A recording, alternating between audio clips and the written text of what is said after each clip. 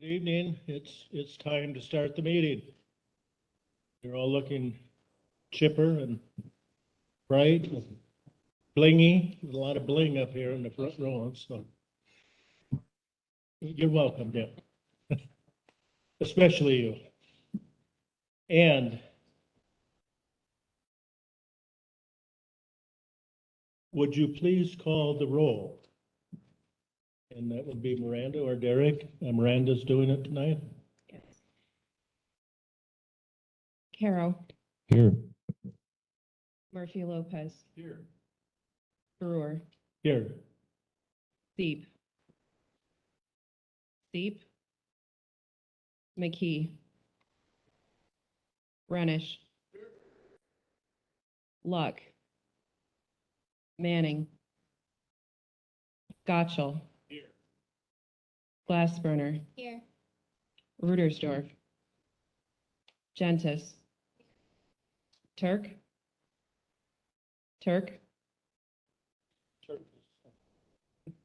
Cosgrove,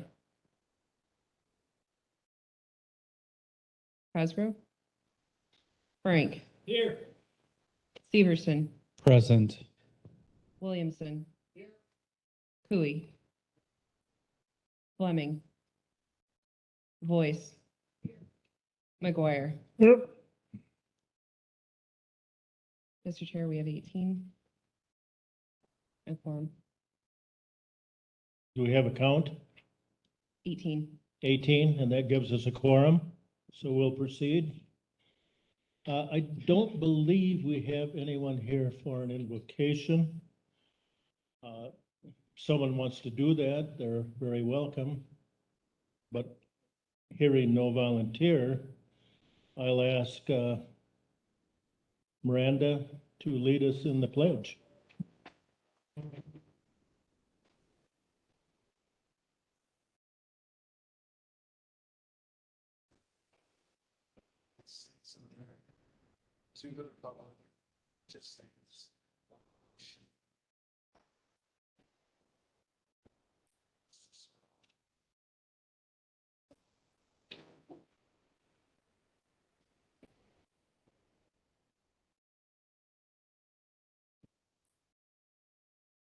Hey, I don't see anything on the agenda, but the meeting was properly noticed. Because I received my copy a week ago, so. We have a 29-point agenda this evening. There's been a change in the order. 21, a resolution to adopt updated Richland County All Hazards Mitigation Plan has been moved to right after approval of the August 16 minutes, so it would be a new number 6. So looking over that agenda, I would entertain a motion to approve the agenda. Manning, seconded by McKee. All those in favor indicate by saying aye. Aye. Opposed? We have an agenda. The minutes of August 16th were also circulated. Are there any corrections or changes or comments to be made? If hearing none, I'm going to declare those approved as published. And that takes us down to new item number 6, a resolution to adopt the updated Richland County All Hazards Mitigation Plan. Mr. Kalish or Miranda? Who am I supposed to call on? Tell me. Miranda. All right. Ms. Heggie. Okay, this is resolution number 22-101.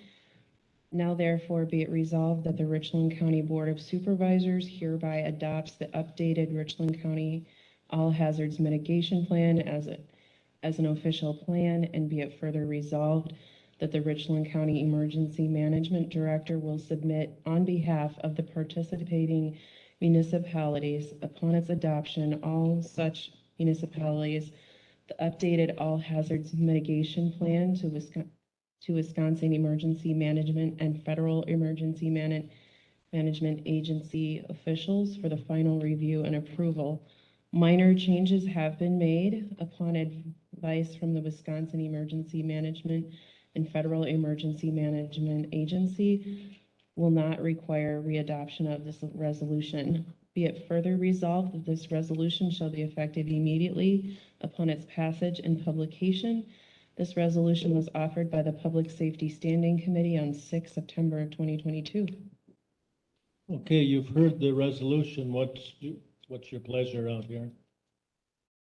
Melissa? Okay, makes the motion. Mr. Frank is second. Mr. Chairman, I wish to be counted present. Yes, Mr. Seep, we do enjoy hearing from you, and we'll certainly put you down as being here, even though you're not. Okay. Darren Gudgeon is going to tell us about the hazard mitigation.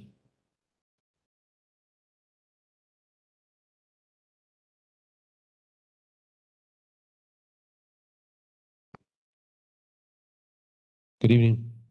Oh, I have to use my inside voice. So the resolution is brought before you every 5 years. Richland County Emergency Management Office, we undertake a update and review of our all hazards mitigation plan. The mitigation plan is a requirement under the Stafford Act in order for counties, municipalities, cities, and villages to receive funding in different types of presidentially declared disasters. So as we work through this process, we met with city officials, we met with all representatives from all 5 villages and the 16 townships, sent out surveys to them, received feedback from all of them, and included that into our updated mitigation plan. The plan is posted on the website, and if, as I mentioned before, if any board member wants to look at the draft review, sections C and D are probably the most important sections because it outlines the strategies that we have adopted in previous terms, and D kind of gives you an overview of where we're at, what we've accomplished in the last 5-year cycle. So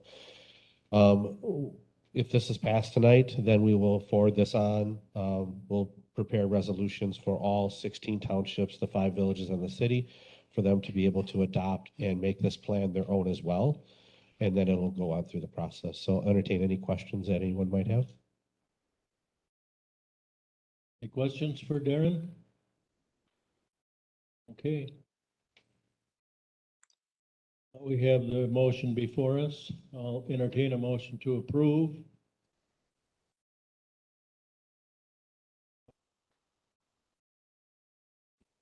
Second. Yeah. First and second to approve. Motion's been brought. Okay. Motion by, we don't need it, do we? No. We're there. We have that. We had a motion by Locke. We're gonna vote on it. Thank you. Been in too many meetings for too many hours today. All those in favor of the resolution signify by saying aye. Aye. Opposed? We have a mitigation. Thank you. Thank you, Darren. I didn't mention that item number 20 on your agenda, a resolution approving revisions to the handbook, is scratched. So if anyone's here to, because of that, that has been scratched and postponed, I would say, to next month's meeting, probably. Yes, Mr. Chair. Thank you.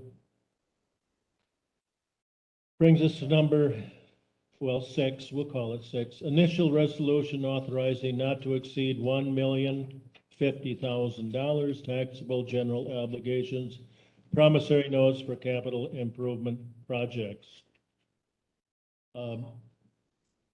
Ms. Hagee, do you have wording for that? This will be resolution number 22-97. Now therefore be it resolved by the Richland County Board of Supervisors that the county borrow an amount not to exceed $1,050,000 by issuing its general obligation promissory notes for the public purpose of financing capital improvement projects, including highway improvements, equipment for the sheriff's department, courthouse maintenance projects, technology capital improvements, facility improvements, including blacktop and roof repairs, the replacement of overhead doors on the maintenance garage, toilet improvements, and the purchase of air handlers and sand fillers. There be and hereby is levied on the taxable property in the county a direct annual tax in such years and in such amounts as are sufficient to pay when due the principal and interest on such notes. This resolution was offered by the Finance and Personnel Standing Committee, 6 September of 2022. Thank you. I think that was sand filters. You said fillers, but I'm sure it was Sorry. filters over at the natatorium. You've heard the resolution. What's your pleasure out there? Can you bring it forward? Mr. Williamson, seconded by Mrs. Ruderstorff. Discussion? And we have Carol Worth with us tonight. Bob? Thank you. So a couple of questions. This is paid off March of next year, 2023. If any of the items on here, if other funding is found for those, can those funds then be added to the other projects, or could those funds just not be used and as a credit or a debit? And Carol, could you explain that, please? Yes, the list of projects is all-inclusive in the sense that, and all the dollars can be commingled based on the actual cost of the project. So, you know, if $1 amount comes in higher or lower, the funds can be reallocated to the other projects. So, yes, you're not bound No. to those specific things. Correct. There's no dollar amount specific required to be spent on any particular project. All projects can be commingled, and the dollar amount that is based on the actual expenditure can be used for each purpose. Thank you. And this is what we have been doing this now. I think it's our third time. time, and it's worked rather well for us. Yes, Ms. Gentis. So I'm just confused. So as Bob said, if we got a certain $100,000 from someplace else for it, we can add a new project, or it has to stick with this list? What the county is restricted to is what's called the purpose language in the resolution itself. So when you read the be resolved section of that resolution, you can see that it had no dollar amounts associated with it. It was just kind of a laundry list of capital projects. And if there is a project that would meet the parameters, such as talks about, I'm just looking for an example, facility improvements, okay? Anything that would be considered a facility improvement would satisfy the language.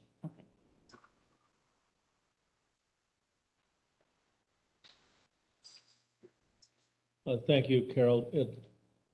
Now, I know there's a couple stages in this. Is this roll call tonight? It should be.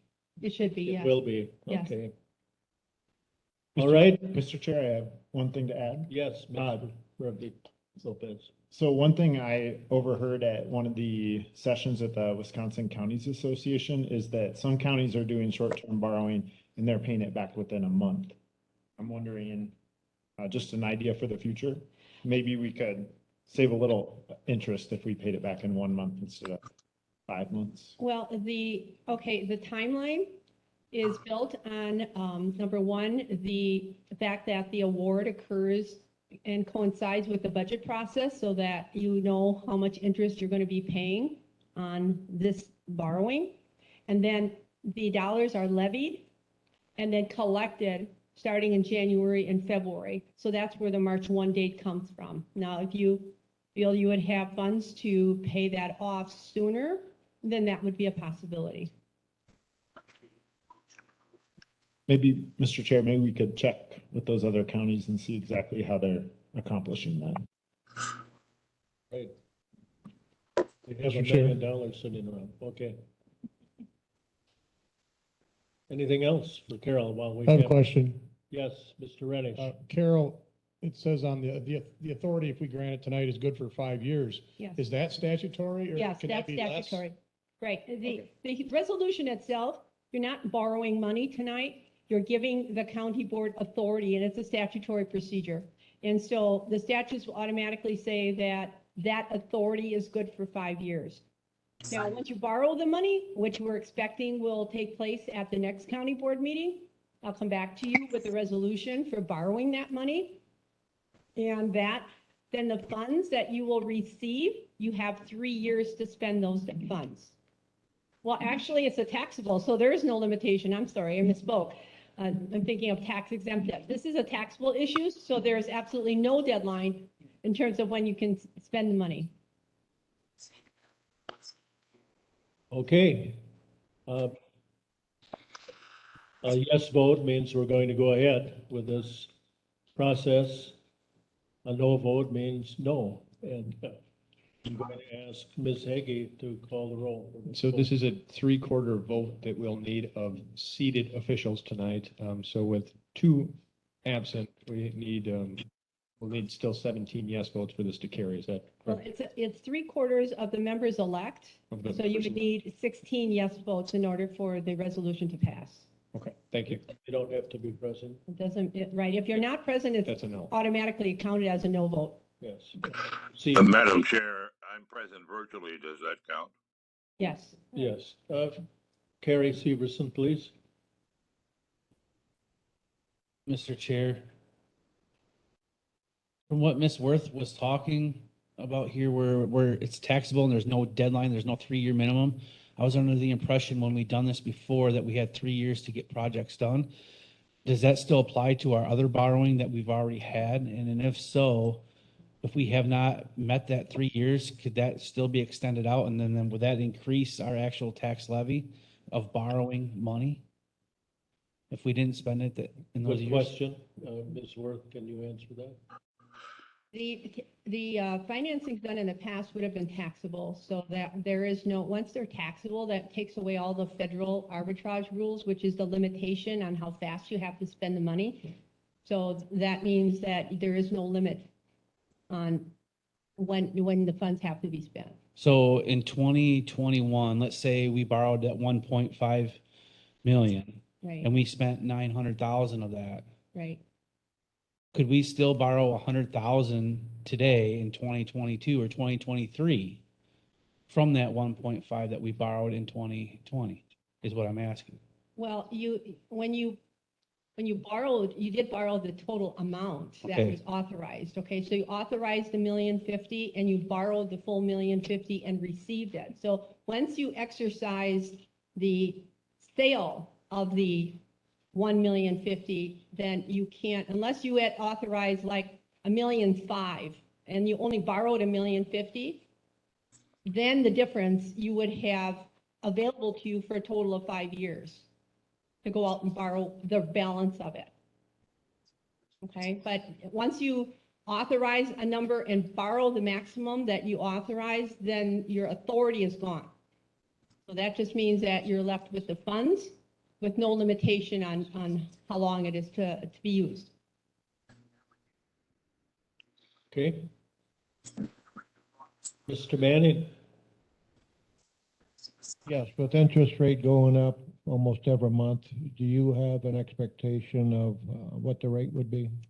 Well, when we prepared the report that we distributed tonight, and that was back in September, early September, we used an interest rate of 4%.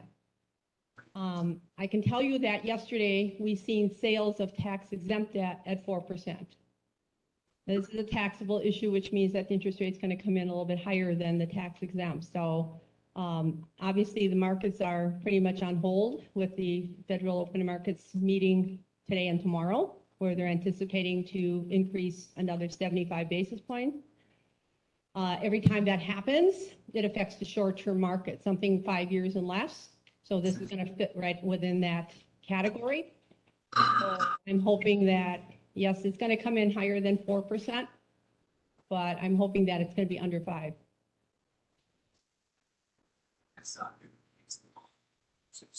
Okay. Ms. Heggie, please call the roll on this resolution. Gentis, Aye. Turk, Cosgrove, Frank, Severson, Aye. Williamson, Aye. Cooey, Aye. Fleming, Aye. Voice, Aye.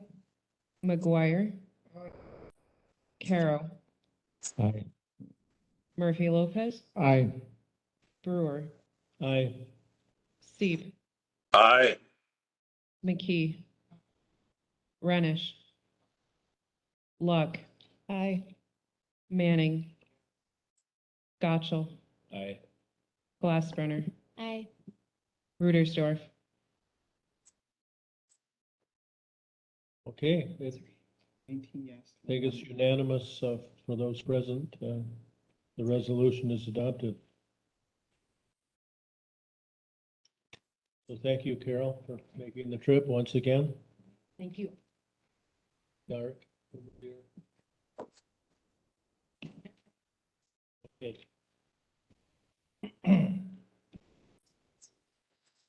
Takes us down to a series of ordinances dealing with property. So I will call on our man, Mike Bindle. But the first one is ordinance relating to a parcel belonging to Ash Creek Methodist Church and Richland County Highway Department in the town of Orion.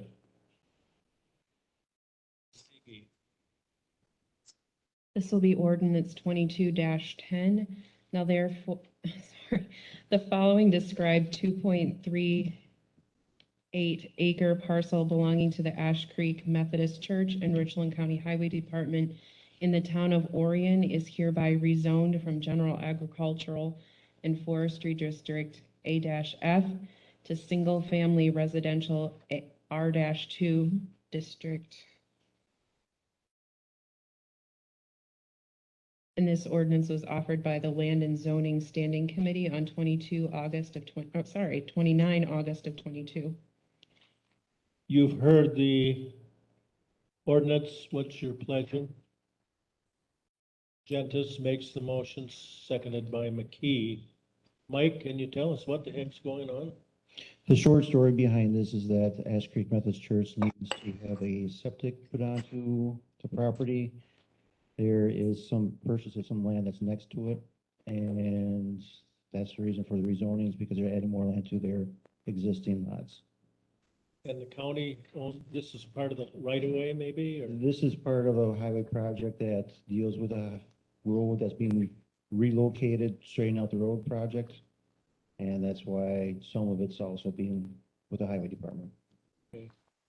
Since it's a DOT project, that's why they're doing the application themselves.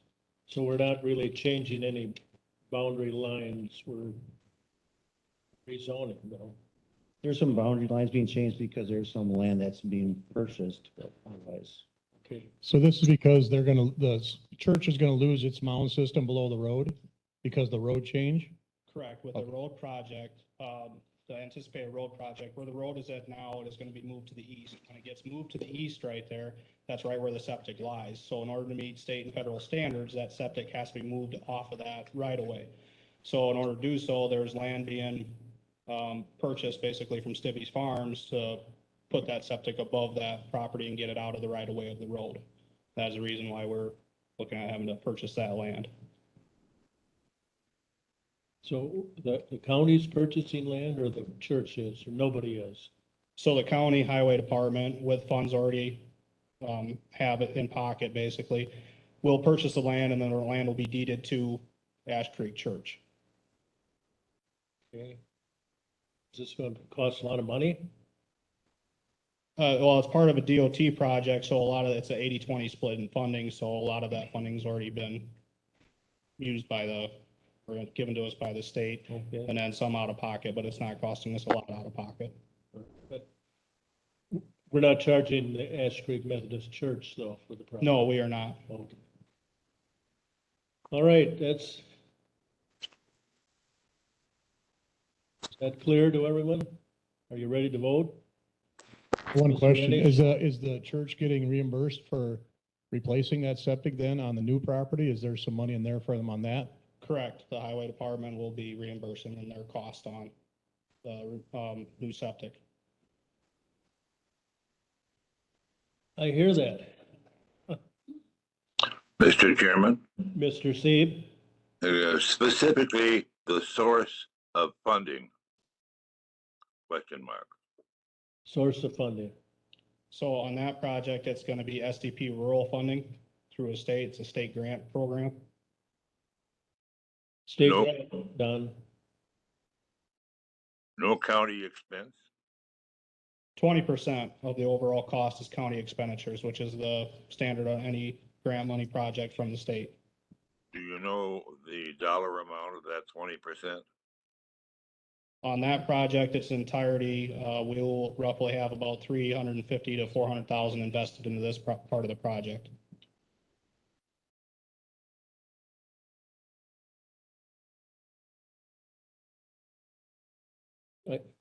Josh, this is money though we were going to spend anyway. This is not. That's correct. That is correct. This project's over 20 years old. The county's been already doing this. So this money's been budgeted for every year that we keep carrying this project over. We budget for it every single year. We're not asking for any extra funds or anything like that. It's money we always have, already have sitting in our account anticipated for this project. That portion of road project is just over a mile. Okay, Mr. Sieb, does that satisfy you? Yes, thank you. I understand that, Okay. that Thank the you. government is required to, repair the damage because of the road project. I think we're ready to vote on this. All those in favor of this resolution, ordinance, signify by saying aye. Aye, opposed? The ordinance is adopted.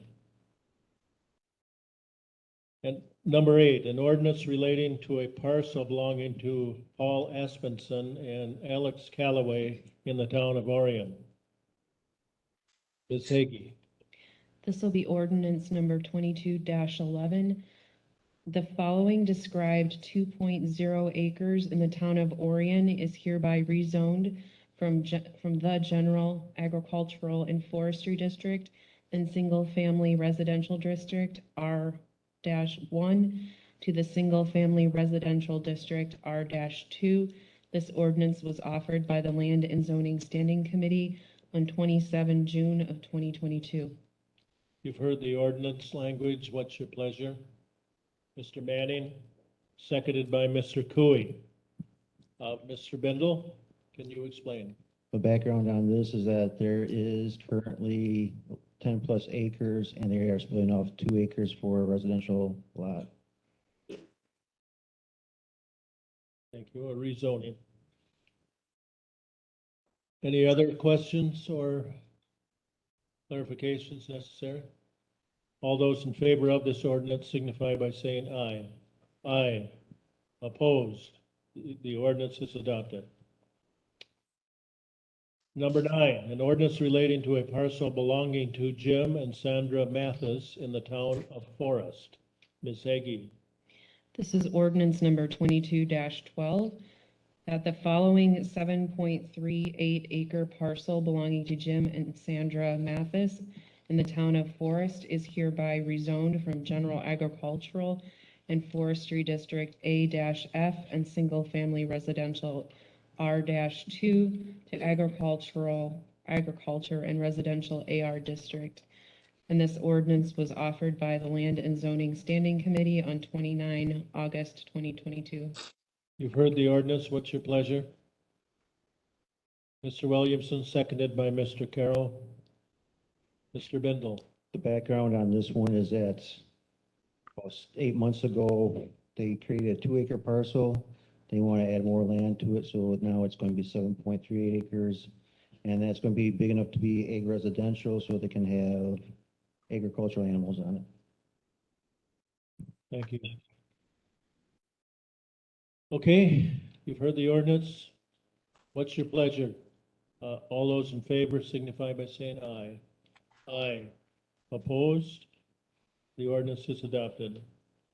Number 10, an ordinance relating to a parcel belonging to Schmitz LLC in the town of Buena Vista. Ms. Heggie. This will be ordinance number 22-13, that the following described 3.00 acre plot belonging to to Schmitz LLC in the town of Buena Vista is hereby rezoned from General Agricultural and Forestry District A-F to Single Family Residential R-2 District. This ordinance was offered by the Land and Zoning Standing Committee on 29 August 2022. You've heard the ordinance. What's your pleasure, Mr. Manning? Do you have your hand up? I'm sorry. Mr. Renningston. And that guy in the back, Cooey, seconds it. Mr. What Bindle? Mr. Cooey wants to do is he wants to make a motion or a comment that there's a typo in there. On the top, it says it's in town Buena Vista, but in the description, it talks about being town Orion. It is in the town Orion. It's right on the town line. So, Clerk Kalish and Miranda, do we have a typo over there then? I will note that it belongs in Orion instead of Buena Vista in the ordinance when finalized. That would be good. Get it in the right township. Right? Yeah. Okay. Yes, Mr. Does the Yeah. town of Orion approve of this?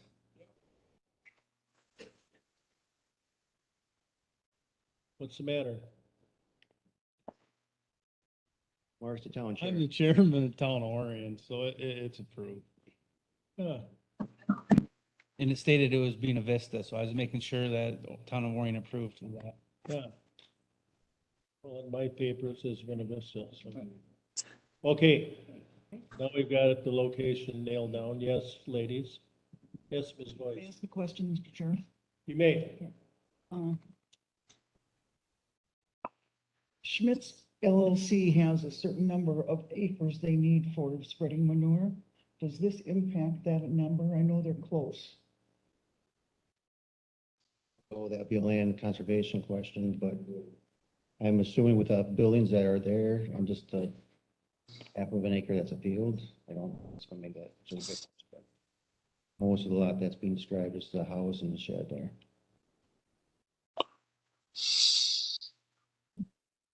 Okay. Answered? All those in favor of this ordinance signify by saying aye. Aye. Aye. Opposed? No, One no. To my ears, there was only one no, so I'm going to declare the ordinance adopted. Takes us to 11. Ordinance relating to a parcel belonging to Kim Snyder and Greg and Jeff Bigley in the town of Buena Vista. Ms. Hagee. This will be ordinance number 22-14, that the following described 33.42 acre parcel belonging to Kim Snyder and Greg and Jeff Bigley in the town of Buena Vista is hereby rezoned from General Agricultural and Forestry District A-F to the Agriculture and Residential AR District. This ordinance was offered by the Land and Zoning Standing Committee on 29 August 2022. You've heard the ordinance. What's your pleasure? Mr. Cooey? Mr. Williamson seconds. Mr. Bindle? Background on this is that there is a lot being created off this 33.42 acres in town Buena Vista, which is going to be 7 acres. So the rest of it needs to be rezoned also. That's why it's the full 33.42 acres in town Buena Vista. Thank you. Any questions for, all right? All those in favor of the ordinance signify by saying aye. Aye. Opposed? The ordinance is adopted. Number 12, an ordinance relating to a parcel belonging to Christopher Willie Living Trust in the town of Buena Vista. Ms. Hagee. This is ordinance number 22-15, that the following describes 16.5 acre parcel belonging to Christopher Woolley Living Trust in the town of Buena Vista is hereby rezoned from General Agricultural and Forestry District A-F to the Agricultural and Residential A-R District. This ordinance was offered by the Land and Zoning Standing Committee on 29 August 2022. Thank you. You've heard the ordinance. Mr. Severson? Okay, and do we have a second? Ms. Gentis? Background? The background on this parcel is, if anyone remembers the Woolley family, is that they have land down by the Wisconsin River, which was also at a long, long time ago platted out as small blocks and lots and all that stuff. So this 18 or 16.5 acres has some spots that are zoned residential or blocks. There's roads and some other parcels that is zoned ag forestry. We're zoning everything to ag residential so they can keep on having agricultural animals and more than just one accessory structure.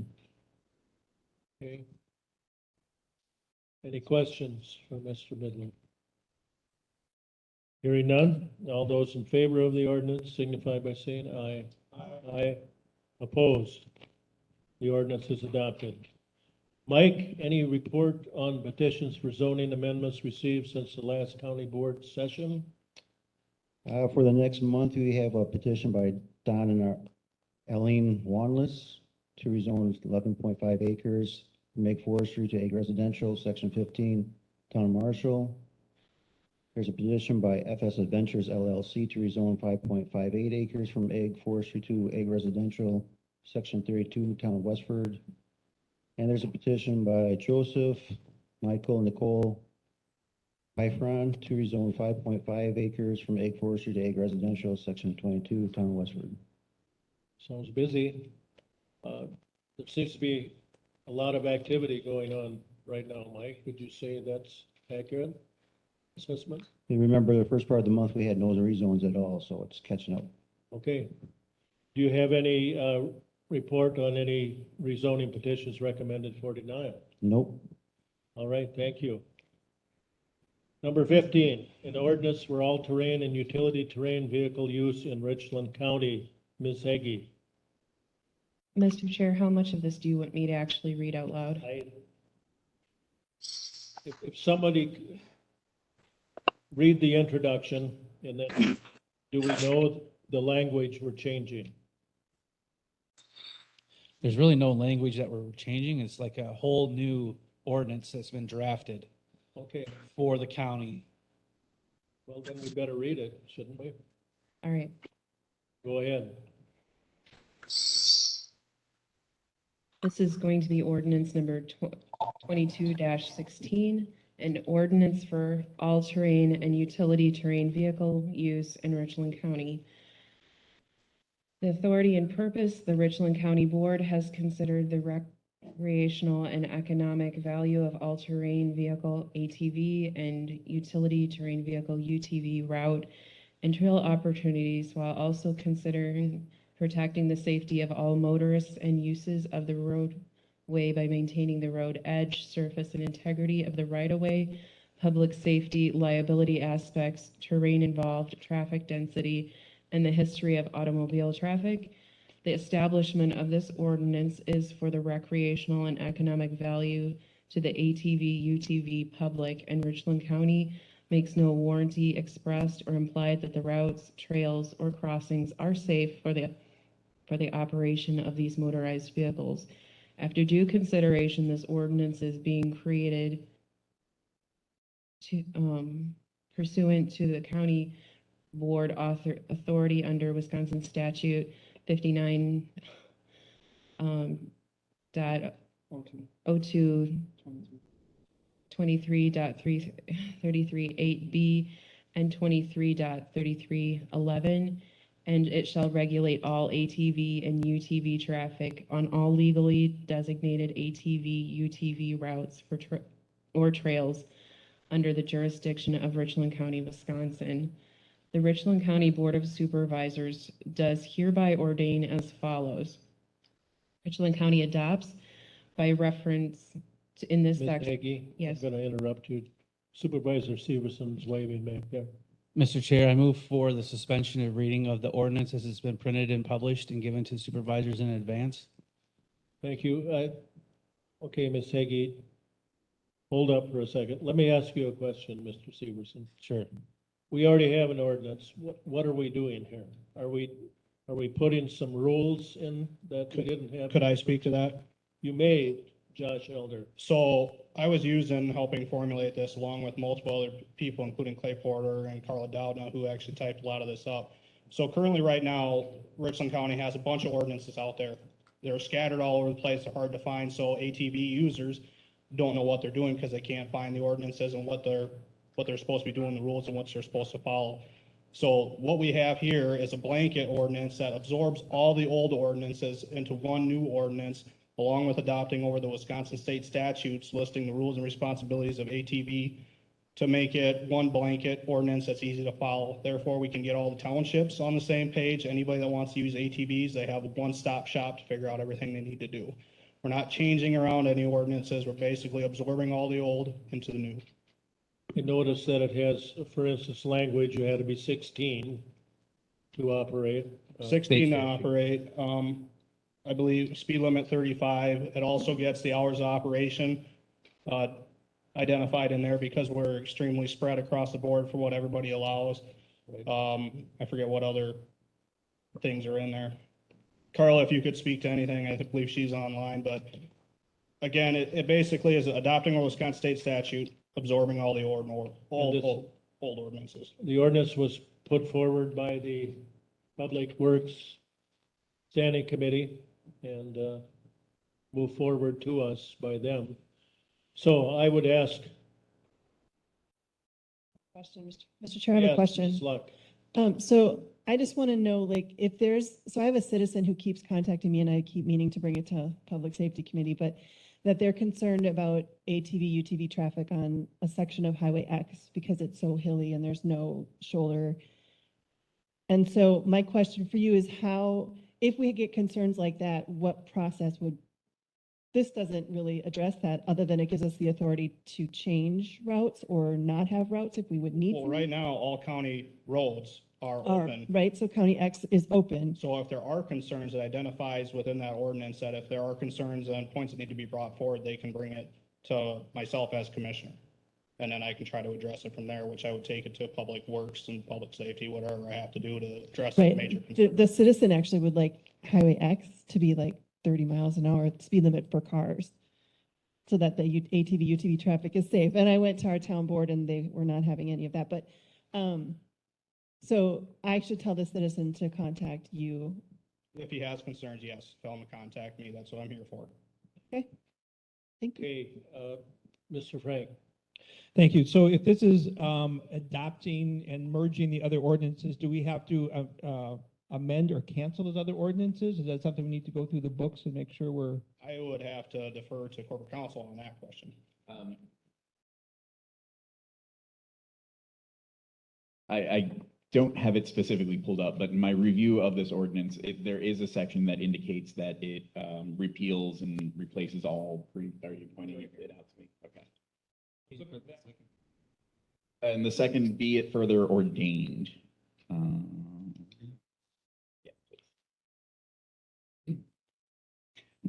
Be it further ordained that this ordinance will supersede all previous county ordinances pertaining to ATV, UTV, being effective upon publication in the county's newspaper of record. All right, thank you. I didn't see that. Thank you. And Mr. Chair, actually, I have a comment on this as well, just because I happened to be discussing it with a fellow attorney earlier, this specific issue. One of the things that I do as an attorney is I research the various laws and regulations and things like that. And as Commissioner Elder said, they can be spread over anywhere. I mean, ATVs alone are covered by state statute, DNR regulations. We had our own county ordinances. And so a kind of an omnibus ordinance such as this that does incorporate the state statute, I do believe is in the county's best interest because it gives one resource where our citizens can look and see, okay, well, maybe it doesn't give me all the rules, but at least it shows me where to look so that not everybody has to go to law school before they start riding their ATV. Mr. Chair, I have another question. Oh, Thank sorry. you, Attorney Wendell. Yes, Ms. Gentis. I'd just like some clarification about the hours, 4 a.m. to 11 p.m. I was just thinking, because I've heard a lot of people complain about the noise at certain times.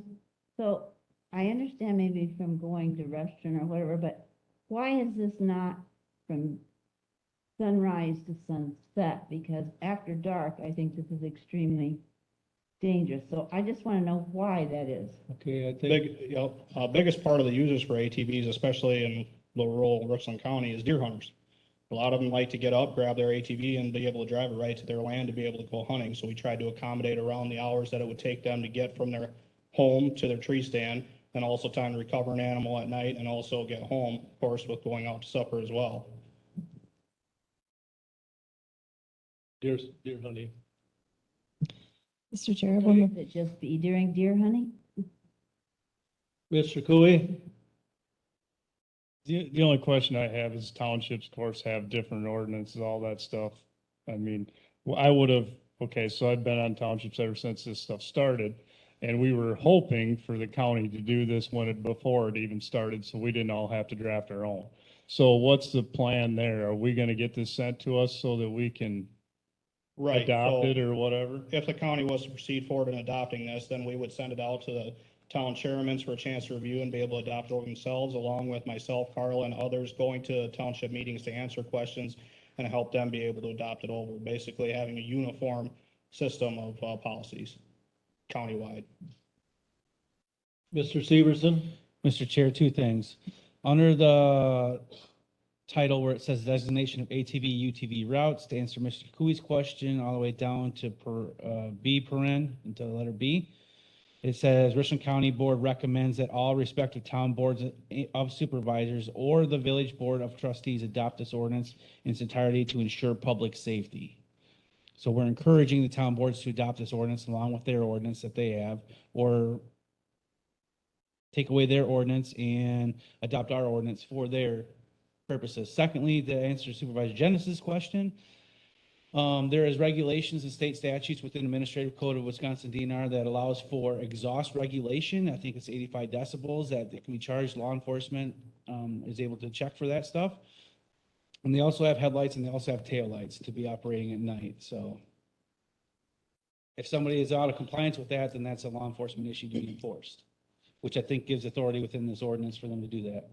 So the kids that go tearing down past my place at 1 a.m. with no mufflers are probably not in compliance. And I recommend that you call the sheriff's department at 647-2106 and report that. The next day, maybe. Mr. Elder, I want to commend you for standing up and trying to take control of this, and I see that Josh is doing What that. I'm here for. Well, not necessarily, but it does fall to you, so. Mr. Chair, I still have one question. Yes, go It's ahead. Melissa, sorry. Yes. It's for court counsel, if that's okay. I just want to know, so from a liability for the county standpoint, does the statement where it says the establishment of this ordinance is for the recreational economic value to the public, Richland County makes no warranty express or implied that the routes, trails, crossings are safe for the operation of these vehicles, does that mean that we are not liable if someone were to get hurt on Highway X? I'm going to have to give you the most lawyerly answer and say it depends. I think it would be highly fact specific. I do, however, think inclusion of that phrase does minimize the liability. Okay. Better known as weasel words, okay. Anyone else? I'm ready to vote on it. I'm glad to see it, so happy to see it. And thank you, Ms. Hagee. I'm sorry that I cut you off, but We need a first and second as well. We did that without getting a first and second, so can we Thank get you. that and then have a motion? we probably ought to we get a first and second, Mr. Renish, Mr. Manning, Renish and Manning. All those in favor of the ordinance for all-terrain and utility terrain vehicle use in Richland County, the ordinance as before you, signify by saying aye. Aye. Opposed?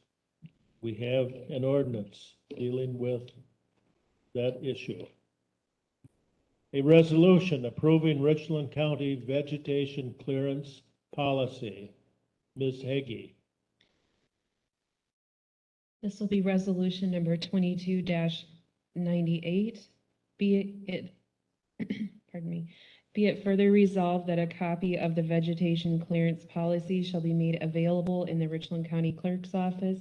And be it further resolved that this resolution shall be effective immediately upon its passage and publication. This resolution was offered by the Public Works Standing Committee on 8 September of 2022. Okay, thank you. I think you skipped over some of that, right?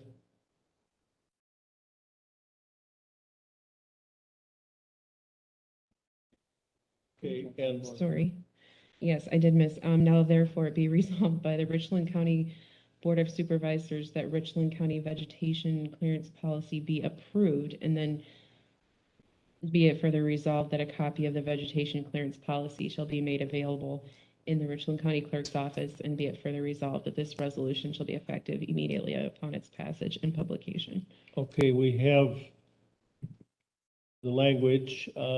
We have Josh here to explain it, but I'll entertain a motion first to get it before us. Mr. McKee, seconded by Mr. Cooey. Josh, tell us about this. Okay, so it was recommended to me that we come up with a policy for vegetation management within the right-of-way. Richland County has always followed Wisconsin state statutes, which were listed in that policy, about keeping that right-of-way maintained. 33 feet from the center line on each side of the road that we need to keep clear. The reason for doing that is obviously for good visibility and safety reasons. We do run into a lot of issues with landowners not wanting their land mowed. And they don't understand where we get the authority to do so, and I always have to point them to the Wisconsin state statutes and have them understand that we're responsible for the maintenance and safety of that 33 feet of right-of-way. Is that primarily trimming back the cornfields maybe at this time of the year? Because you can't see around it. That's just it. I mean, there's a lot of discrepancy countywide, whether it be crops, whether it be, fancy gardens. It's a lot of moving components with it to get something put together. That's why I thought the simplest thing to do is to have something that just adopts the Wisconsin state statutes over without muddying the water and making it too complicated to understand. That way it doesn't limit us on doing our job, and it helps keep the public in the loop and also give them somebody to call and ask questions about. And gives you some status or whatever.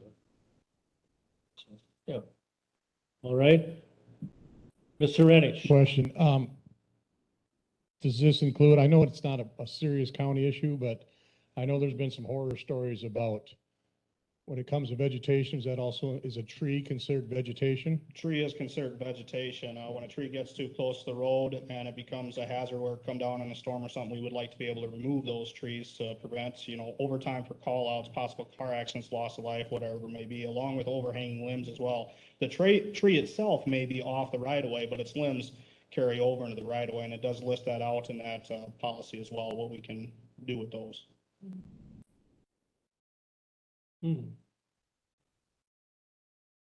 Mr. Carroll. Yes, number 1C, the employees reporting violations. Just in plain language, what's that trying to get at? People putting things intentionally within the right of way and the vegetation planting something that shouldn't be there. They're violating that right of way. They're trying to take ownership and say it's going to be there when it shouldn't be there.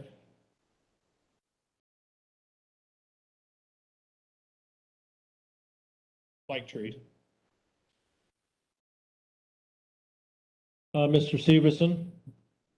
Two things, Mr. Chair. Does this mean that like a nice 100-year-old oak tree that's along within the right of way of the highway could be cut down? Sure. And then secondly, if the tree is out of the 33-foot rule, but the branches hang over and they trim them, let's say in July or June, and they become diseased and affected into the tree, and that tree dies, and that tree is valuable for lumber, are we responsible for the death of that tree?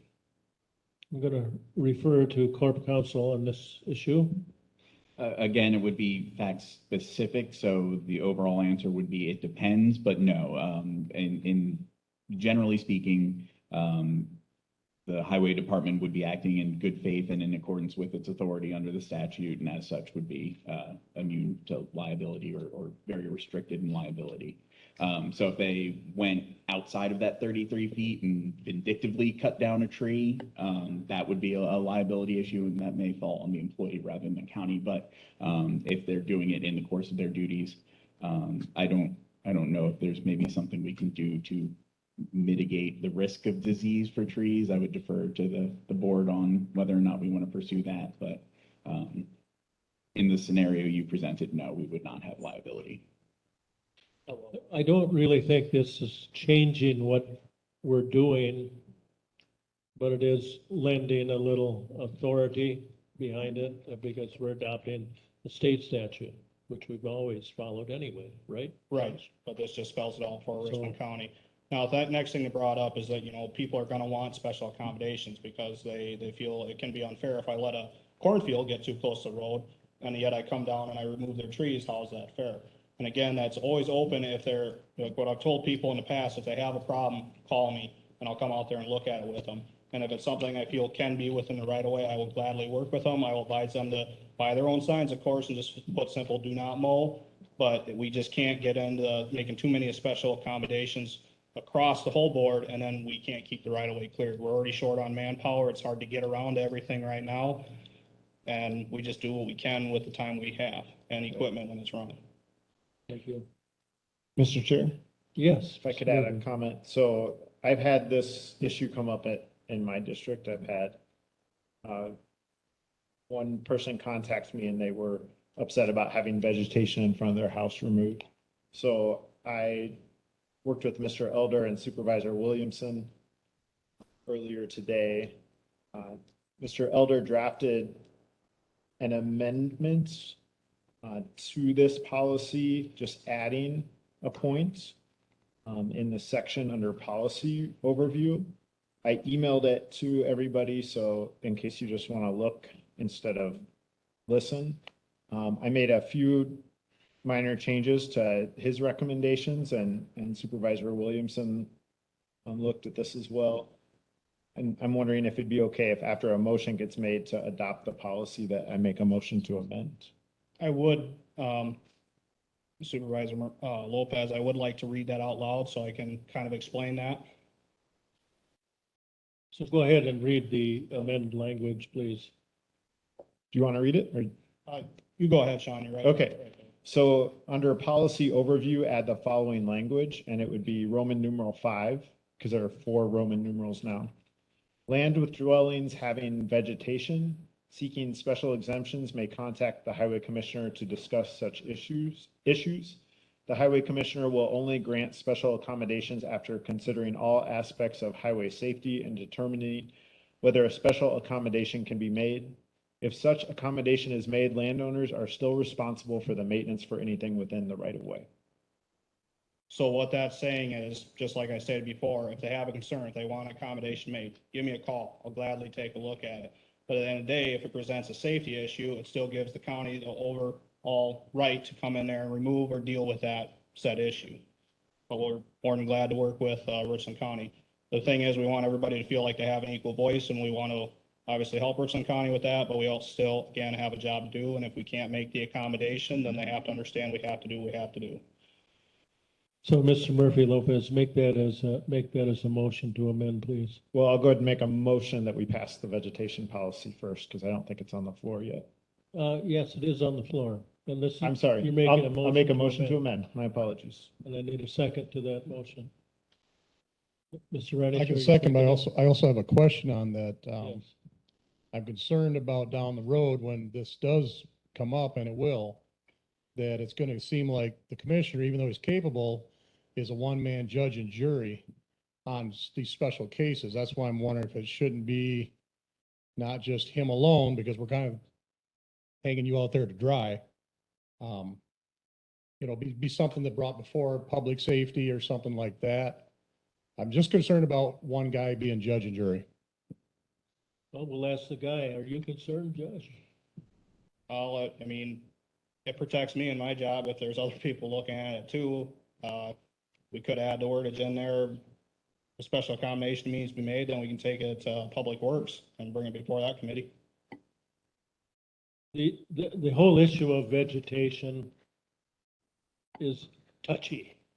when it comes to landowners and the special tree, the wildflower garden, the sanctuary for birds. And it has to be handled with diplomacy and tact. And so far, from what I've seen of Mr. Elder, he does that. You know, it's part of the job.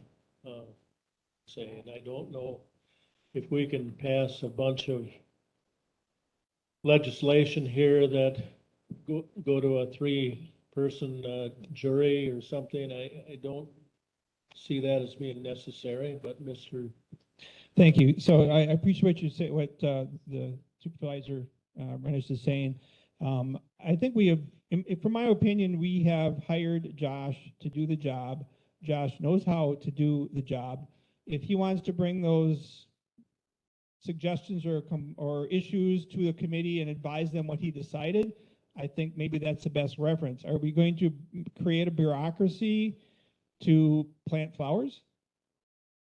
Where does that end? And then are we going to charge the people a fee for a permit to you know, it seems to get out of the way. I trust Josh. We've hired him for this purpose. I think if he wants to refer that to the committees of decisions he's made, that'd be up to him. Mr. Severson? I would be concerned. I think Josh has got good merits and I think he's got a good heart that may look at things a little differently, but what if he's not the commissioner and there's another commissioner and Josh allowed native wildflowers to be planted in the roadway and the next commissioner says, nope, I don't want that. Or has a personal vendetta with somebody and this is the way that they can get them back. And now I agree with what Supervisor Rennish saying, says that this could be him being the judge and the jury on that, where if we did have somewhere where he made that decision and then had a couple other people involved or committee or that made that decision, I think would be great. That way it's just not on him making that decision alone. Well, For okay, permitting different things like a tree standing in the right of way or whatever. gotcha. Right now, we should be debating the amendment, or talking about the amendment. And could you restate the amendment, please? Sure. Mr. Chair, under policy overview, it would be adding the following language. It would be a new Roman numeral 5, and it would say land with dwellings having vegetation seeking special exemptions may contact the highway commissioner to discuss such issues. The highway commissioner will only grant special accommodations after considering all aspects of highway safety and determining whether a special accommodation can be made. If such accommodation is made, landowners are still responsible for the maintenance of anything within the right of way. And that goes again with what I was saying, Mr. Chair, sorry to interrupt, but it says the highway commissioner will only grant special accommodations after considering all aspects. It gives the highway commissioner that authority, where I was talking about having maybe a couple other people involved with that. Well, I suppose we could say, or take it to the committee, the highway committee. Mr. Williamson, do you have a comment?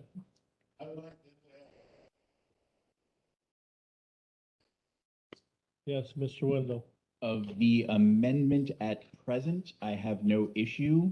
The discussion of involving a committee, my concern would be to Supervisor Severson's earlier point, if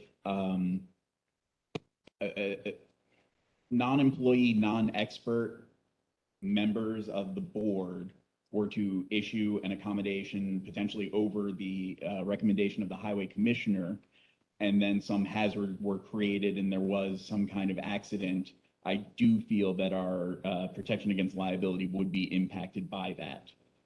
So if there is some adoption of a committee structure or something along those lines, I would say that they should defer to the recommendation of the commissioner, and it would require action on their part to override a decision by the commissioner. I would also say, however, that you can do that now regardless. I mean, you can just fire the guy if you don't like his decisions. I don't think we're ready to vote on this. I think we have more work to do. I'd entertain a motion to postpone.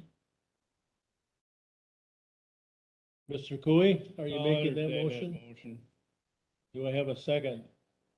Mr. McKee, Excuse me, are you postponing the amendment or postponing the whole thing? postponing the entire motion. That was my intent anyway. Can I ask a question?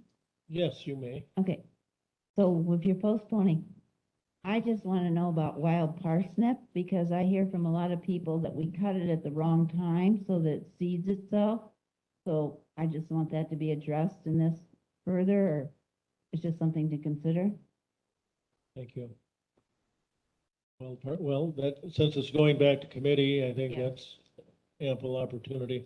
I Mr. should ask you, Mr. Murphy Lopez, would you consider your amendment also going along, since we haven't acted on it, I guess? It'd be great if it could go back to the committee, if that's what the county board decides, for them to consider adding this. Mr. Elder? I will say that before we add that amendment, understand that this is how Richland County Highway has already conducted themselves in the past. Just how that policy stands alone, it's really not changing anything. It's just Right. adopting over the For the statutes. past 180 years. or Right. something.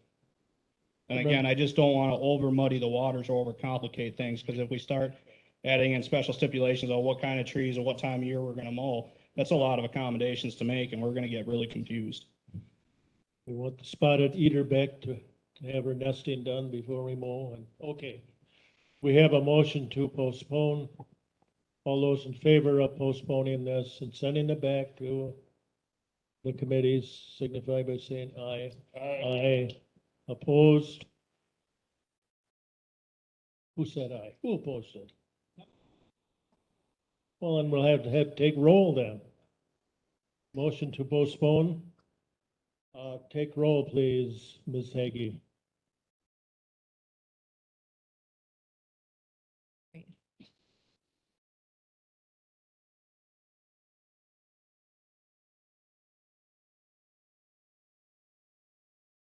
Frank. Sorry. Frank, What is the question and how? Motion to postpone. No. Severson, Yes. Williamson, No. Cooey, Fleming, Voice, McGuire, Caro, Yes. Murphy Lopez, Yes. Brewer, Yes. Seep. Seep.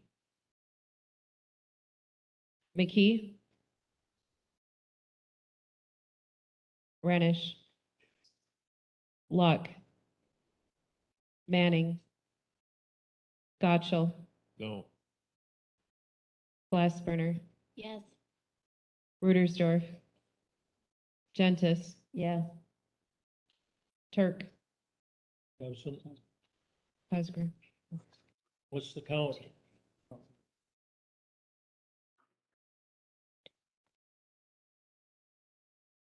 We have 12 yes votes and 5 no. I didn't quite hear that. What did you say? 12-5 for yes to postpone and 5 no, so the motion to postpone carries with 12. The motion carries, okay? So it's going back. Mr. Williamson, even though you voted no. You're gonna see it again. Please consider my asparagus patches when you redo this. Okay. That took a long time. A resolution for inclusion under the Wisconsin Public Employers Group Health Insurance Program. Ms. Haggy. Or Mr. Langrick, who wants to cover this? I can read the resolution. Okay, go ahead. This will be resolution number 22-99. Now therefore it be resolved by the Board of Supervisors of the County of Richland that pursuant to the provisions of Wisconsin State Statute 44-51-7, hereby, 51-7, hereby determines to offer the Wisconsin Public Employers WPE Group Health Insurance Program to eligible personnel through the program of the State of Wisconsin Group Insurance Board, and agrees to abide by the terms of the program as set forth in the local employer health insurance standards, guidelines, and administration manual, ET-1144. Be it further resolved that the Richland County elects to participate in the high deductible health plan HMO standard HD PPO without WO dental P17. And be it further resolved that the county administrator is authorized to complete necessary applications and to administer the program on behalf of the county. And be it further resolved that this resolution shall be effective September 20th of 2022. The resolution was offered by the Finance and Personnel Standing Committee on 16 September of 2022. You've heard the resolution. What's your pleasure? Mr. Gotchel?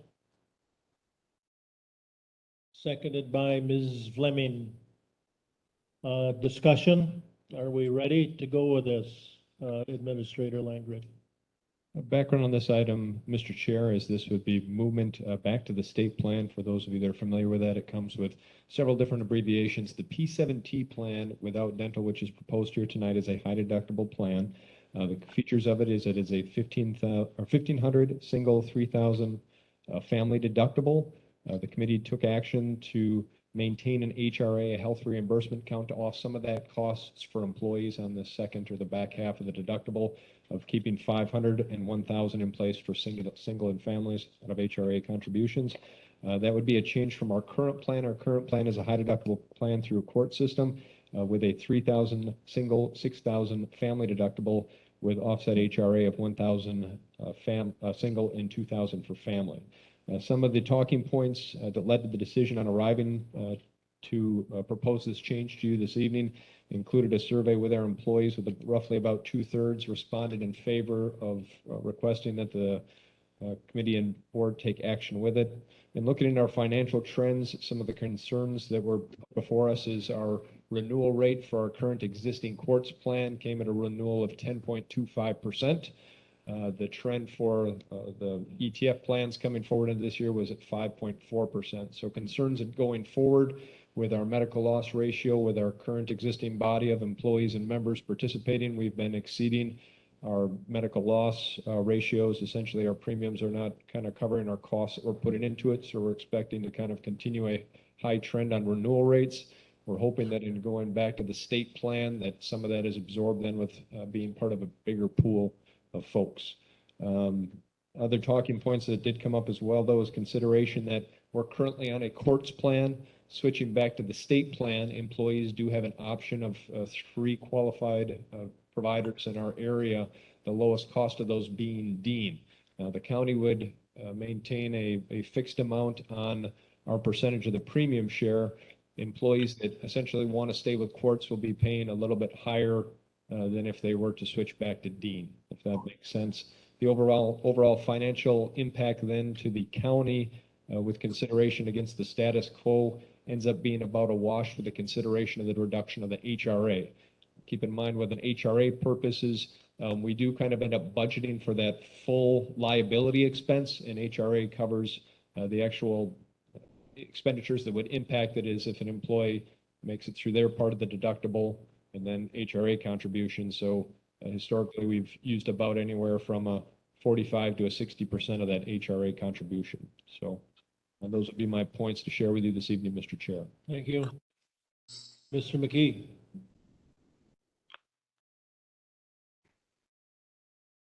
You speak closer to my Richard.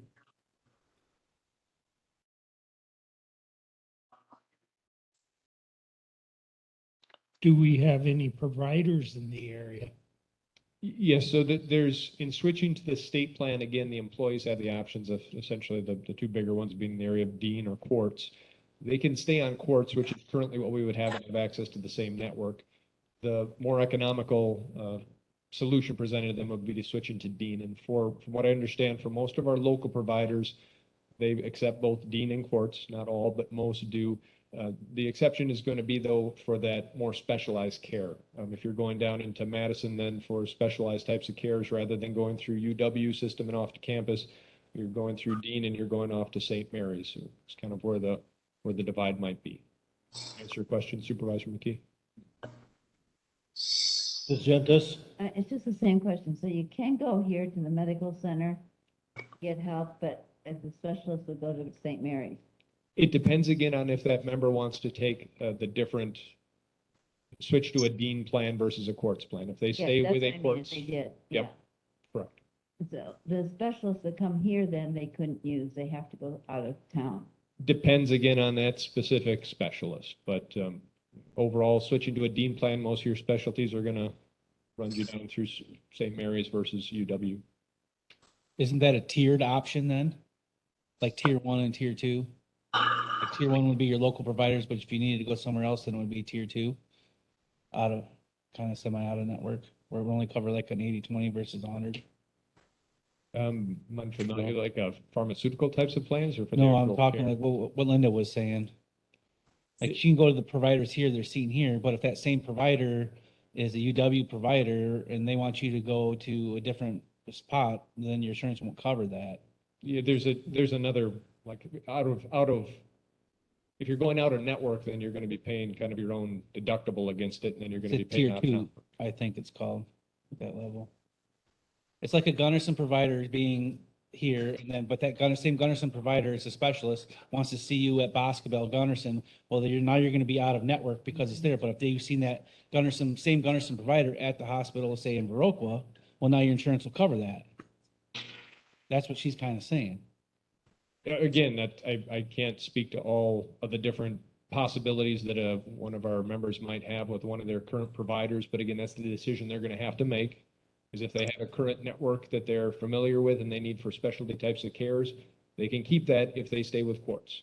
If they opt and go with the lesser amount for a Dean, then they may have to make adjustments in how and where they're receiving their care. Mr. Chair, this is Melissa. Yes, Melissa. I have Dean insurance and I can go to Boscobel. I can go to doctors at Richland Center. Dean has a lot of doctors in this area, so I have never had a problem finding the care that I need with Dean. Just as an FYI. Yeah. One thing we don't have, that we do have here, we don't have a grocery store, but we have plenty of medical providers close by. If they're not here in town, then they're in Madison, Dubuque, across, so it's not impossible. Yeah, this is a big change, but it's one that the employees were told about and adequately explained that this was not returning to the old state plan that they had before. This is a different, little bit different deductible structure, et cetera. And they voted in favor of the change, so. Are we ready to vote? Yes? All those in favor of inclusion under the Wisconsin Public Employers Group Health Insurance Program signify by saying aye. Aye. Aye. Aye. Opposed? Okay, the resolution is adopted. Number 18, a resolution supporting Operation Greenlight for veterans. Ms. Hagee.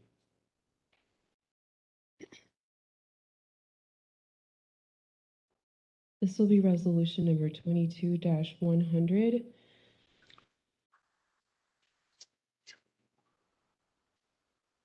Now therefore be it resolved with designation as a green light for Veterans County, Richland County hereby declares November 17th through the 13th, 2022, a time to salute and honor the service and sacrifice of our men and women in uniform transitioning from active service. Therefore, be it further resolved that in the observance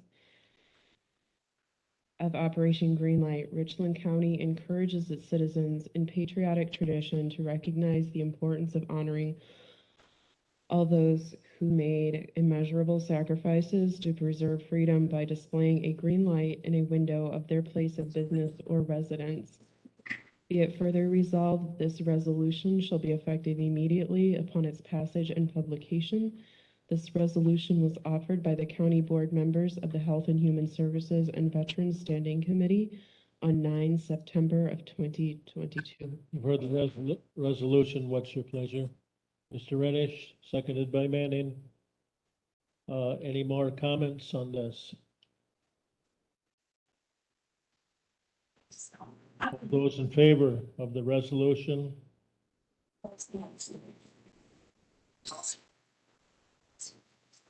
Supporting Operation Green Light for Veterans, signify by saying aye. Aye. Aye. Opposed? The resolution is adopted. I guess item number 19 is also scratched. Is that correct, Derek? Yes, that is correct. Okay, I didn't mention that before. And then item 20 is also scratched. So it takes us down to item 21, a resolution to adopt the updated Richland County. We did that one, Marty. We did, yes. Thank you. Thank you, Attorney Wendell. You're on top of things. Resolution number 22, a resolution adopting amendments to the Richland County Board of Supervisors rules. Ms. Hagee. This will be resolution number 22-102. Now therefore be it resolved by the Richland County Board of Supervisors, the recurring monthly meeting day for the Board of Supervisors shall be changed from the third Tuesday of the month to the fourth Monday of the month, effective with the beginning of the 2024 session, time remaining at 7 p.m. And be it further resolved, the following exceptions shall remain in place. The annual meeting shall be held the last Tuesday of October, and the December meeting shall be held on the second Tuesday of the month, with the organizational meeting being held on the third Tuesday of April in even numbered years as directed by state statute. And be it further resolved that the county board rules shall reflect these changes, and that a copy of the policy shall be made available in the Richland County Administrator's Office and on the Richland County website. And be it further resolved that this resolution shall be effective upon the beginning of the 2024 to 2026 County Board session. This resolution was offered by the Rules and Strategic Planning Standing Committee on 1 September of 2022. You've heard the resolution. What's your pleasure? A motion by Gentis, second by Glassbrenner. I brought this forward, I think, after talking to Mayor Compernol. They have, the city council has 2 meetings per month. And when their second meeting of the month falls on our board meeting night, it's impossible for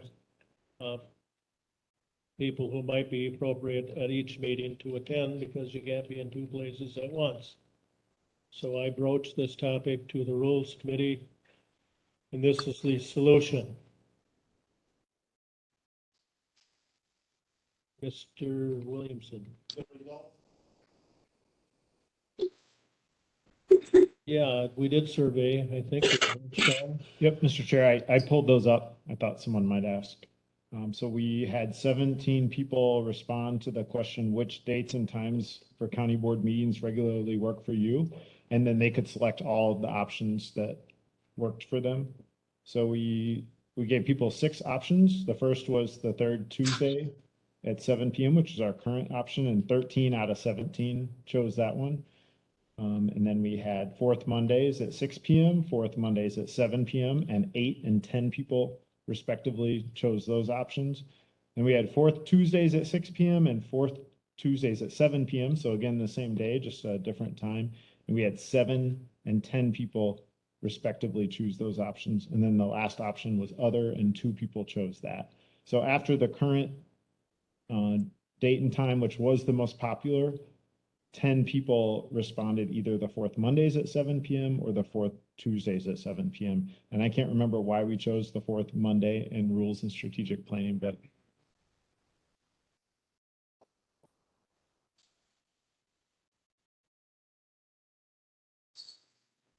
changing it from the current, you mean?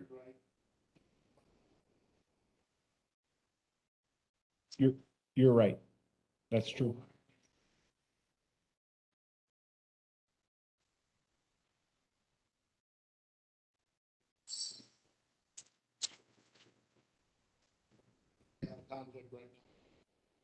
So, Mr. Chair, if I can answer Yes, please. the question here. So me personally, at first, I was not in favor of making the change.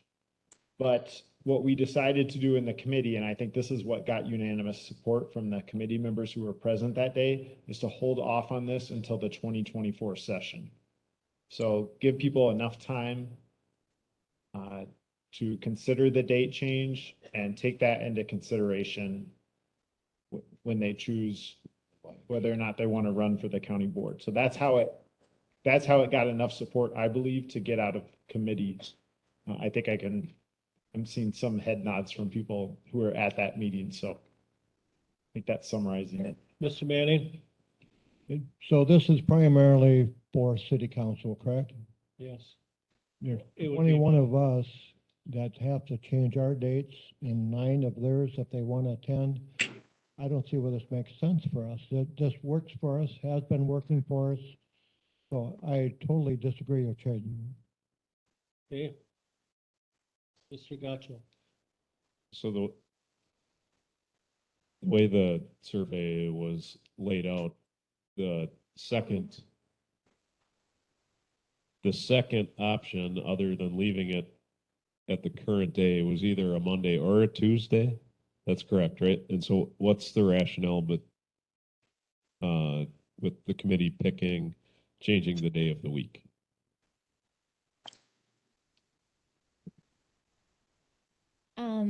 I'm trying to remember. I think it might have had to do with some budget discussions towards the end of it. Wasn't there something about making sure we had more time prior to the next month? Administrator Langrick, do you remember? I don't recall. I remember talking about it in great length and the two were kind of right next to there. So I think somebody made a motion on one versus the other. I don't know. I forget the talking points on why we went Monday versus Tuesday with that discussion.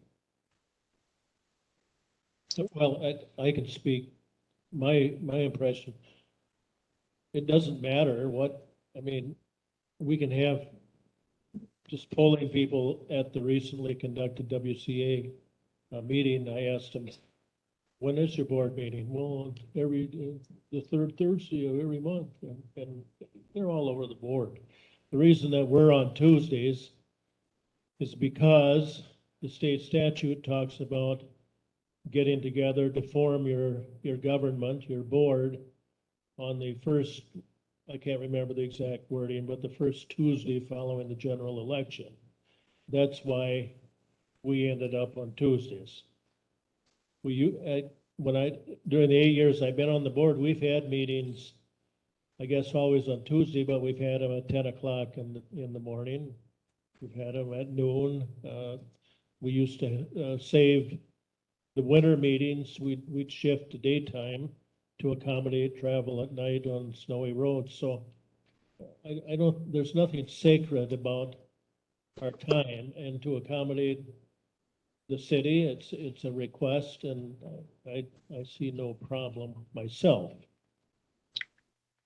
Mr. Chair, as I'm recalling our conversation further, I think it also had to do with the fact that if there were any directives coming from county board that would then go back to committee, it would give the committees that meet earlier in the month as much time as possible, because we are moving in an extra week, and some of the committees, including rules and resolutions, meets quite early in the month. So it was just trying to give, even if it's only an extra day, a little more time. Okay, any other comments here? Mr. Severson? Could we have a resolution sent to city council that asks them to change their meeting? Well, you're asking them to change 2 meetings. No, I'm asking them to change their meeting that falls on this night. Well, okay. I would not. So I'm support able to that, attend but it. We're trying to make nice with the city, not antagonize them, but anyone else? Yeah, we'll have a roll call, certainly. Okay, Marty, well, just a minute. Barb's got a question. She's got her hand raised online. Yes, Mr. Cooey? No, who's got a question? Online? Barb Scott. Barb Scott, go ahead. so Marty, just to make it real, Can't hear you. sorry, Marty, just to let everyone know, with the current IT staff, Monday nights are not a possibility. So there is no IT support to broadcast this with current staff. Gabe does not work on Mondays because he works for the state. Jason has Monday's fire. I am not available every other Monday. And so all that would be left is John, and that's not realistic. I do concur with fire because I'm also on that same department. Yeah, well, we probably shouldn't choose Monday night then, I would say is a pretty good reason not to. Okay, we're voting, should we change our meeting night to, Mondays? Starting in 2024. And you've heard why we should and why we shouldn't. So I'm just gonna take a roll call and yes, changes the night, starting 2024, no, we'll say where we are. Call the roll, please. Severson, No. Williamson, No. Cooey, No. Fleming, Voice, McGuire, Caro, Murphy Lopez, No. Brewer, No. Deep, No. McKee, No. Renish, Luck, No. Manning, Gotchall, Glassbrenner, No. Rudersdorf, No. Gentis, No. Turk, and Cosgrove. Oops, sorry. Okay, Frank. well, No. Sorry, sir. Okay. the resolution is defeated. Stay where we are. SIG. We'll stay where we are and thank you. And let's see, resolution relating to making a deficiency appropriation in various accounts. Ms. Hagee. All right, this will be resolution number 22-103. Now therefore be it resolved by the Richland County Board of Supervisors that is necessary to make a deficiency appropriation in the following deficient accounts. And I'm going to read the account title and then the amount. So the elections, $25,533.84. UW Richland outlay, $7,281.43. Simon's Recreational Complex Fund, $95,222.81. Local Emergency Planning Committee, $1,066.16. Campus Food Service Fund, $70,273.72. Conservation Planner Technician, $87,130.47. To be it further resolved that the sum, be it further resolved that the sum of $286,508.41 is hereby appropriated from the general fund to the above listed accounts in the 2021 county budget to cover the deficiencies listed in these accounts.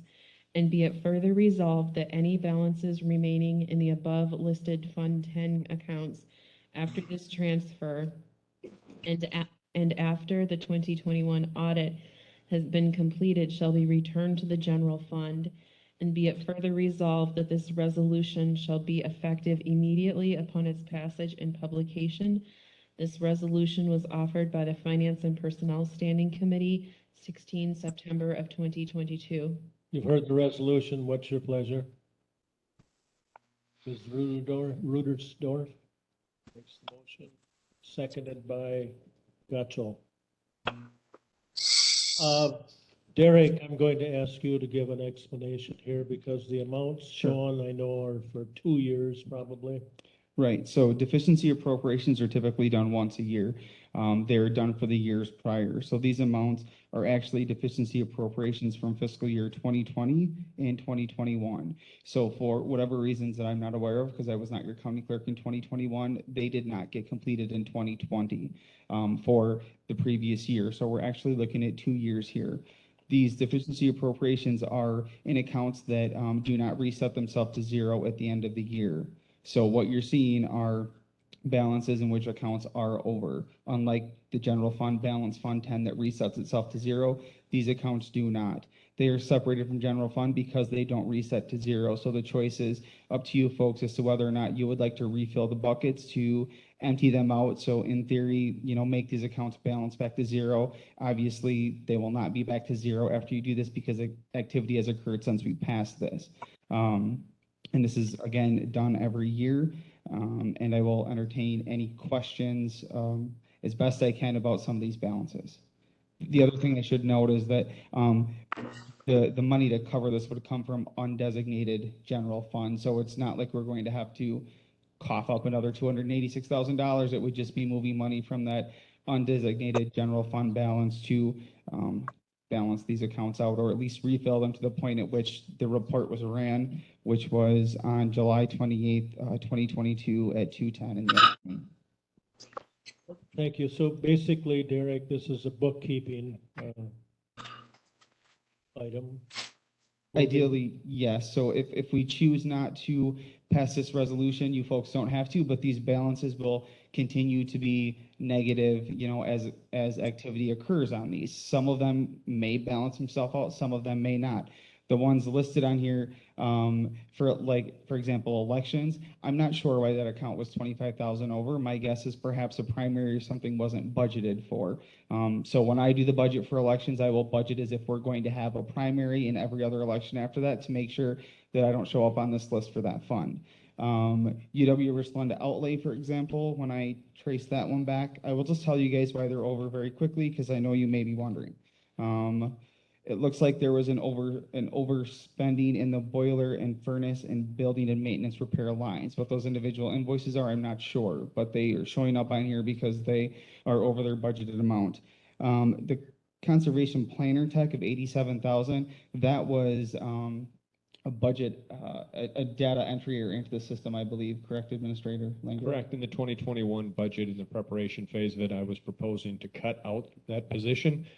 There was action taken to reinsert it back in, and it was put back in, but it did not impact then on the actual general ledger. So it came out as a deficit without the monies going back into it. So it's accounting past. And like Clerk Kalish said, with these amounts, they're already have been paid in some way or form. This is accounting to shift money over to, or shift the numbers over to balance the buckets. Okay.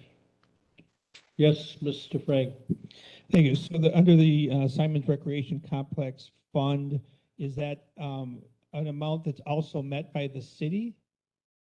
So, go ahead. Sorry, If this goes forward tonight, I'll be sending a letter to City Council saying that this is we enacted to do the deficiency adjustment, and then we're going to be asking them, part of this was an over expenditure on the city and asking them for reimbursements for those over expenditure amounts. How they respond to that, I don't know until I send the letter to them. So would that be half of this, or would that be an additional 95 on their side? That would be half of what is on half here. of this. Okay. Correct. All right. And the second question is, some of these are related to 2020 COVID issues and topics with that. Do you have any information related to that? My presumption would be that when people could not go to Simons because of COVID, that obviously revenues would be down from memberships and those sorts of things. So that's why I mentioned that these were from 20 and 2021 because the world was a different place as it is today. So bear that in mind. Okay, and I'm sure that if we get these things zeroed back, the auditors will have less problem with it, I would guess. I will forward these entries to the auditor immediately upon approval, as Bill was aware that we would potentially be making these. And when I asked them if they would, if he saw any major impact to the audit that was already in place, I did not receive any indication that it would cause any issues, but they are aware of these entries as pending. Okay, Mr. Chair, can I yes, ask one Mr. question? Perfect. So at finance, we got a different document that showed Fund 10. Clerk Kalish, I believe that it shows that we underspent in Fund 10 by $297,000. And I think that was for the year 2021. So if I'm understanding that right, because of the underspending in other departments, we would be able to cover these deficiencies in these 6 funds. So we're actually still ahead after you take away these deficiencies from where we underspent. Correct. And these are also unaudited figures, right? We don't have 2021 back. Again, I gave these to Bill to just give me a quick check that, it was going to be okay. But yes, Supervisor Murphy Lopez, that is correct. Yes. Okay. Clear as mud, so all those in favor of making these deficiency appropriations to various accounts signify by saying aye. Aye. Aye. Opposed? Okay. The resolution is adopted. A resolution increasing the daily pay rate for Richland County jurors. Ms. Heggie.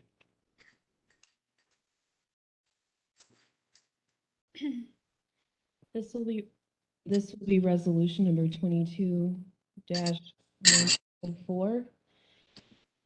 Now therefore be it resolved that the Personnel and Finance Committee recommends raising the daily pay for Richland County jurors from the statutory minimum of $16 to a full day rate of $40 and a half day rate of $20. These new rates shall be effective January 1 of 2023. This resolution was offered by the Finance and Personnel Standing Committee, 16 September of 2022. Thank you. You've heard the resolution. What's your pleasure? I move for adoption. Okay, Mr. Seep, I'll give you that one. Seconded by Williamson. Seep motions, Williamson seconds.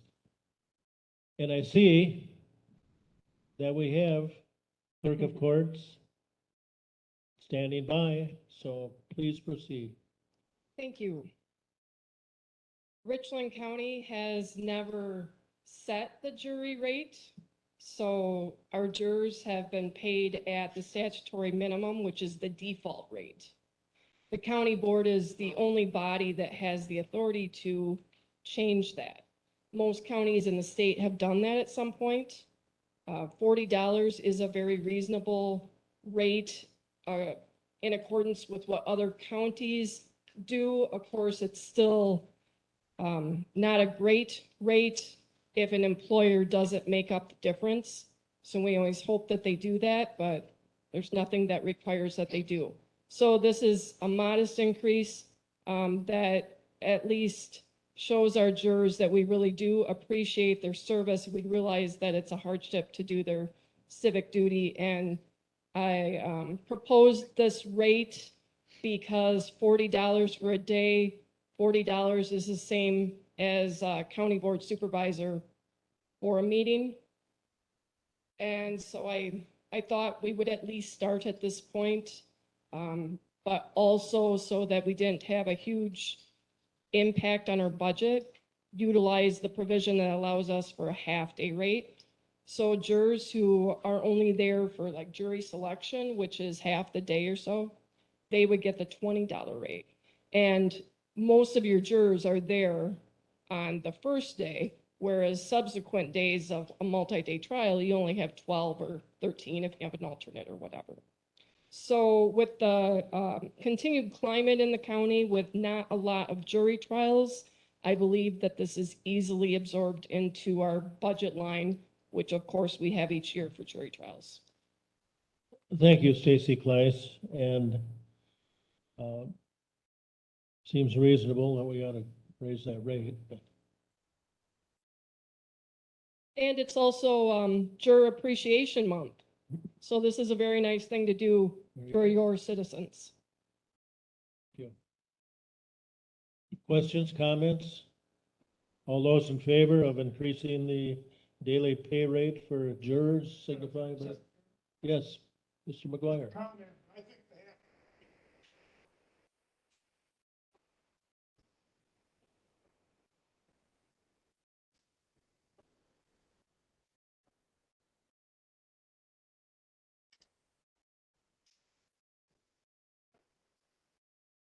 Are you offering an amendment? No. Okay, Uh, well, Dan, I think that's awesome. I would propose that we at least begin with 2023 with the full day rate of 40 and a half day rate of 20, so that we can see where our budget comes out. I would hate to say, yeah, let's do 40 and then not hit our marks with our budget. okay, they've already set their budget based on this, Dan, so. All those in favor of the resolution increasing daily pay rate for jurors signify by saying aye. Aye. Opposed? The resolution is adopted. A resolution approving the appointment of a clerk, I'll start over. A resolution approving the appointment of a chief deputy in the clerk of court's office. Ms. Hagee. This is resolution number 22-105.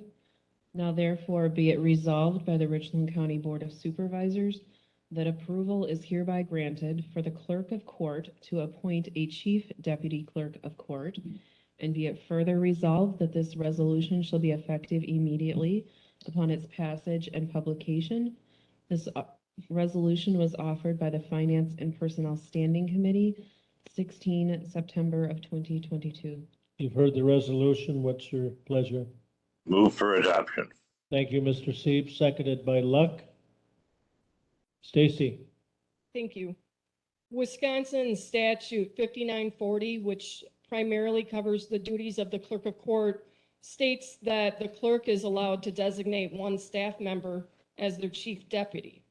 This is a very important detail for elected officials who have multiple deputies, such as a sheriff. So for proper chain of command clarity, if you have multiple deputies, you need to have one who is designated as a chief deputy. During times, if a clerk of court is, say, away from the office, or as I experienced several years ago, a critically sick situation, and multiple deputies who at that time couldn't decide who was in charge and who needed to do the work to continue the work being done. None of those people currently in the office anymore. So we don't ever want to face that again. And that, as you can see, I'm healthy. That's not a concern right now. That's not why I'm doing this. I'm doing this because this is something that's needed to be done for a long time. I know that I have staff now, all of whom are very capable, and I feel that it's proper to be able to make this designation now. There'll be budgetary. Yeah, if this is done immediately tonight, the impact right now would be about 89 cents per hour. And so it's easily absorbed into the budget. And just to let you know where my budget's at right now, I've shared this with public safety and also with personnel and finance at about 68% of the way through the year. I have spent 62% of the budget, but my revenues are at about 90%. So we're doing pretty good. And I think that this will easily fit into our budget. Okay, thank you. You've heard the background. You've got the resolution before you. All those in favor signify by saying aye. Aye. Opposed? The resolution is adopted. Thank you. Thank you. Administrator Langrick, do you have any appointments to various boards, commissions, and committees? And then if you could segue into your report after that, it would be appreciated. I have no recommendations for appointments this evening. Reports, oral report. Next meeting in October, do keep in mind that it is going to be a later meeting to accommodate for the budgets and the posting, so it'll be the 4th Tuesday in October. Budget will be presented. With that as well, we anticipate bringing forward then the final on the short-term borrowing, as well as we'll also probably have some significant changes on the handbook that was here today that we'll bring back refined for next meeting, and then also a refined authorization compensation policy to have all those kind of bundled up so we know what they all look like together. That being said, too, now we're kind of broaching what 2023 looks like, but with all the work that you're doing at a committee level, you certainly know what the path looks like in front of us. The resolutions, giving the directives to the different committees on tasks to go out and find and explore, and bringing those recommendations back to ad hoc committee for referendum and for finance and personnel will be kind of the transition of what we're leaning at. Certainly appreciate all the feedback that has been received, and certainly encourage everybody to please stay involved with the ad hoc referendum committee meetings and finance and personnel as we continue to solve our problems together going forward. Thank you, Mr. Chair. Thank you, Administrator Langrick. And then the date of the next meeting would be October 25th. Is that correct? 7 p.m. Check. 25th. Check. Okay, I have no correspondence. Does anyone else? Chair Brewer, I just would like to note that I did put the 2022 Green Book out on your tables. There's also the 2022 Annual Report from Southwest Regional Planning Commission and the handout from Carol Worth, which you probably already looked at. Thank you. This Green Book is a wonderful tool. Yes. Mr. McGuire.